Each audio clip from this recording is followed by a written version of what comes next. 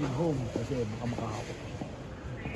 Coach, grabe rin yung tadhana, kumbaga, kasi parang the last time you just told us na ito na, you're getting healthy and then nagpapakita na kayo, but it's the day after. That's basketball, that's sports, that's part of the game. Injuries are part of the game, and there's nothing we can do about that except to do our best just to cope with it. Right? Sayang. We were leading by 11 points in English. That's basketball, that's life. Parang buhay lang.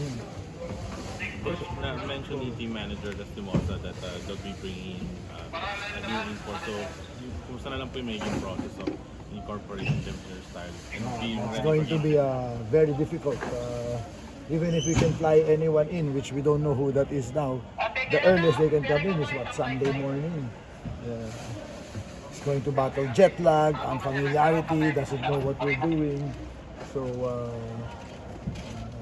just like our situation in the eliminations, I think we will need to find in the elims, di ba, after our loss to Converge, sinabi ko na sa inyo, we need to beat someone twice to get to the semis. Now we need to find a way to beat somebody thrice.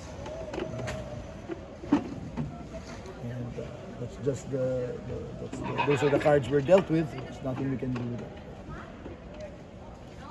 Coach, nakapag-isip na kayo ng ball before? Hindi, umalis na siya kagad eh. Dumiretso na siya sa hospital for an MRI, so we don't have any contact. Okay, thank you. Coach.